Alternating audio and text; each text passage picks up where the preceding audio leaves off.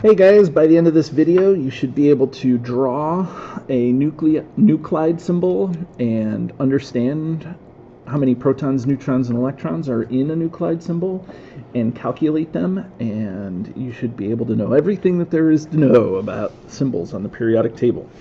So when we draw a nuclide symbol, okay, it's not just drawing a symbol like on the periodic table, okay? Yes, of course we're going to draw we're going to put the symbol of the element here, X. I don't mean that this is xenon, okay? Xenon is Xe. This is just any element on the periodic table, okay?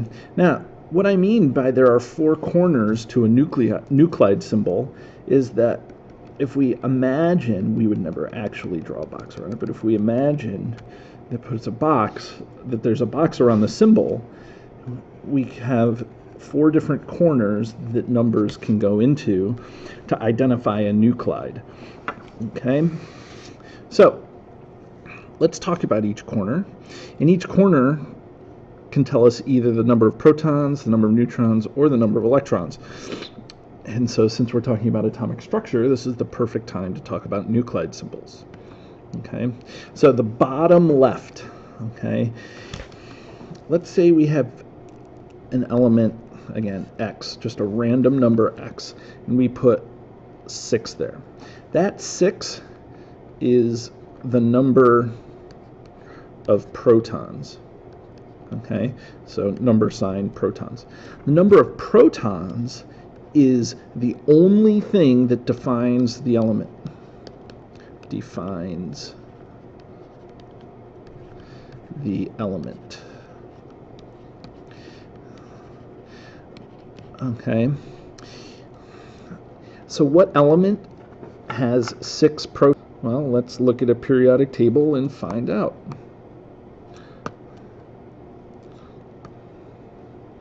If I can. Here. Okay, periodic table, boom. Okay, so the periodic table happens to be organized by atomic number. It goes in order. If we read left to right and then down, you'll see it goes 1, 2, that's cut off a little bit, 3, 4, 5, 6, 7, 8, all the way down to element 118 down here, which is again cut off. But if we look at element number 6, that's carbon. That is the element that is defined by having 6 protons. Okay. Now, one of the confusions that students have is that they think that on the periodic table these are nuclide symbols. These are not nuclide symbols on the periodic table. What they are just a box containing information about the element, and so these are not nuclide symbols, and so this is not supposed to be interpreted as this. Well, this is the number not in the lower left-hand corner, but up top in the center, and so just be careful of this. These are not nuclide symbols. They're just boxes full of information. Okay, so this tells us the number of protons, and we can define the number of protons just by looking at the periodic table.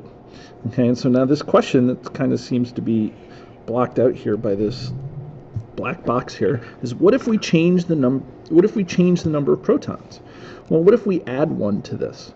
Okay, well, if we add 1 proton plus a proton, okay, that's going to turn into X7.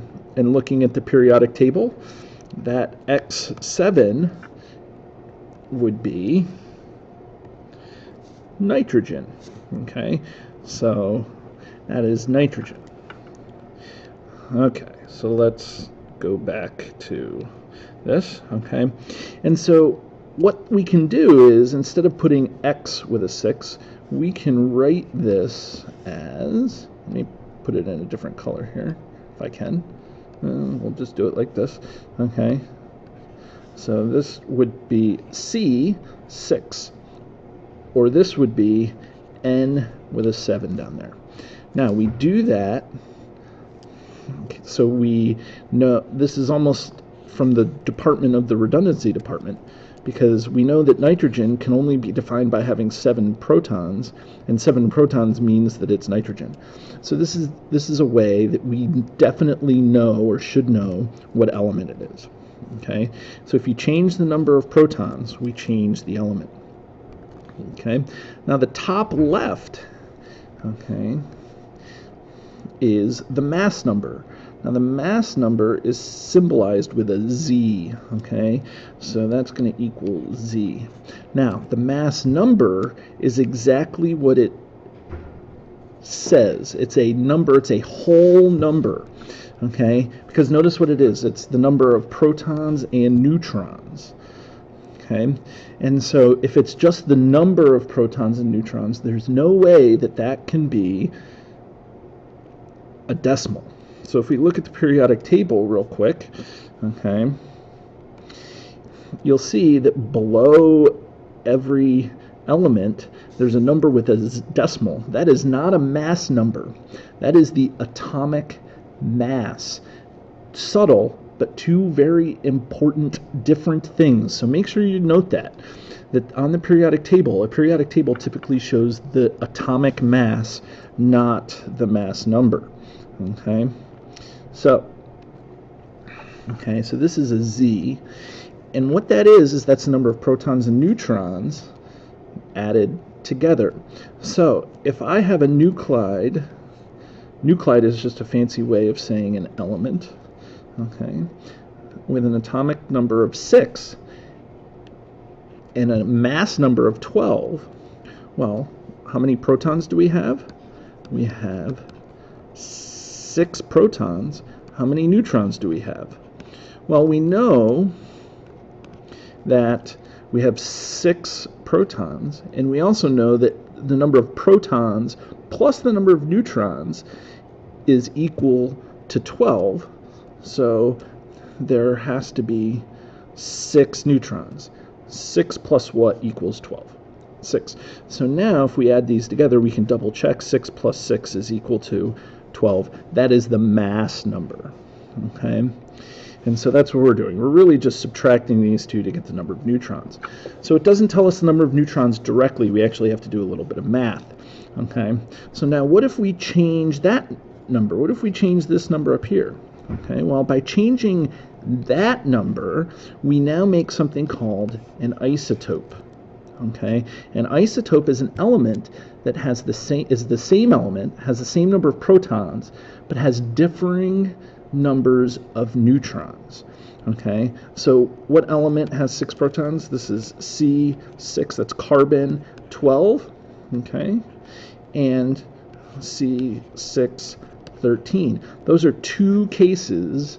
This is 2 isotopes of the same element. How do we know it's the same element? Because it has 6 protons. Yeah, the symbol's the same, but it has 6 protons. What's different about them? They have a different number of neutrons. Neutrons is what makes different isotopes. Okay? Has to be the same element with different numbers of neutrons. Okay. Now, in the top right now, this is where it can get tricky. Okay? So let's stick with our carbon 12. Okay? Let's say instead of, let me erase that line here. Okay? Instead of not having, let's talk about the top right corner. Okay? Let's say that this is going to be a 4 plus. Okay? Now, notice that I put that in a different order than normally you would see it. You would think that it would be plus 4, but it's actually, we actually in chemistry write it 4 plus. This is so we don't get confused about this plus being a letter or the minus being a letter or a subtraction. It's the standard that we use in chemistry. So you always put your symbol, if it's a negative symbol, if it's 2 minus, it would be 2 minus. And we say it that way. This is carbon 4 plus. Okay? Now, when it has a charge, we call it an ion. When it has a number up here, we call it an ion. An ion is something that has an indicated charge on it. If there is no number up there, okay, I'm not going to put a number up there. There's no number up there. It's assumed to be 0 and is not an ion, but an atom. Okay, subtle difference again, but important. Okay, so what does this tell us? This tells us the number. This can tell us the number of electrons. So I'm going to again delete this guy here. Okay, and then we're going to look at how this tells us the number of electrons. So in order to do this, this is where it gets crazy, okay? Or it can get a little, it's just a little confusing, okay? And so how many protons does this guy have? It has 6. The number of protons cannot change, okay? It cannot change. And so if this were a neutral element, the number of electrons, because this is P plus and this is E minus, if it were neutral, it has to be 6. But what we see is this is a positive ion, so that means there are more protons than there are electrons. But we cannot change this value. This has to stay the same. So the only way to make this plus is by changing the number of electrons. Okay? So 4 plus means we have 4 extra positive charges than we have negative charges. So the number of electrons in this must be 2. There has to be 2. There are 4 more positive charges. Okay? So in this case, this is your answer. Okay? I prefer this way of thinking about it than any other way because this tells us chemically what's going on.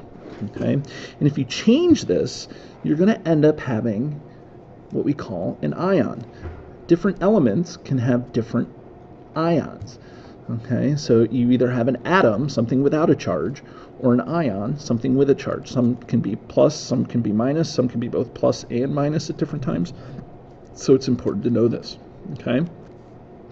So let's talk about doing this. Now, the lower right, this corner right here, that corner we're not going to deal with. Okay? You actually know what that is, but we'll come back to it later. Okay, this lower right corner is like if it's H2O, it's reserved for the number of nuclides or number of atoms in a compound. Okay, but we don't worry about it when we're doing nuclide symbols. Okay, so the question that you would get is something like down here.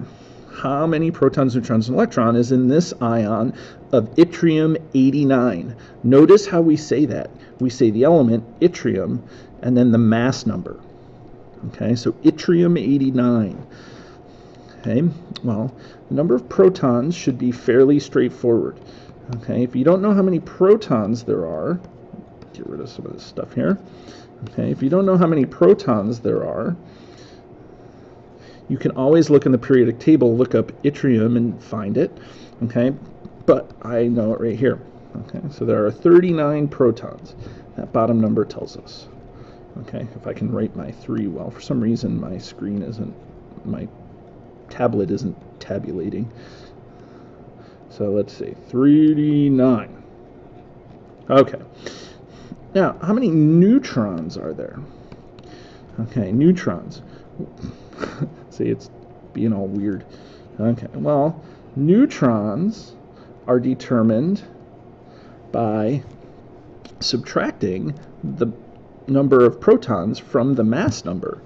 Because there's a total of 89 protons and neutrons, 39 of them are protons, so we subtract the 2 and we get 50 neutrons. And now how many electrons? Well, electrons, we use this corner, and so electrons, we would go and say, okay, how many electrons? Okay, well, if it were neutral, it would have 39. But there is a positive charge, so that must mean there are more protons than there are electrons. So that means we have to have 36 electrons. Okay? Because we cannot change the number of protons. If we change the number of protons, it becomes the atom, becomes the element. Okay? A different element. It would become, if we added a proton, it would become zirconium. Okay? Now, you can try this problem. And you can pause the video, and then I will give you some answers. Okay, 2 complete symbols. So this complete symbols, we are talking about nuclide symbols, meaning you're going to have a symbol, a number here, a number here, and a number here. Okay, so it says give the 2 complete symbols for 2 different neutral isotopes of nitrogen. So we're going to put an N in the middle for 2, okay, and then we know we have to have 7 and 7 here, and then it's neutral, so we're going to put a 0 and a 0 up here. Okay. Now again, you don't have to put the 0 because if you don't put anything, it's assumed to be neutral. Okay. And now we want different isotopes. So that means that word isotope means that we have different numbers of neutrons. So kind of a standard one is nitrogen 14. That's the one that is most common. And then there's another one, nitrogen 15. But you could actually put any number that you wanted in there as long as it was 7 or greater. Okay, it could be N, 7, 0, and 10.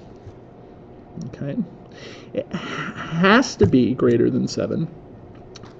Well, let's see, Y greater than 7, question mark. Okay, pause it, see if you can figure that out.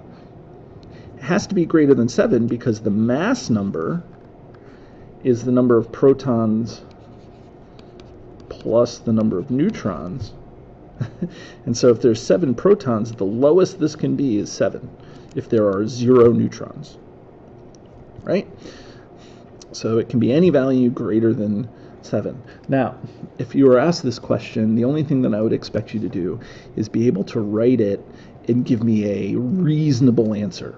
Okay, typically the number of protons and the number of neutrons are close to the same value.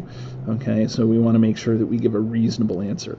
If I were to ask you on a quiz, I wouldn't expect, 2,302 or something like that. Okay, that just doesn't make any sense.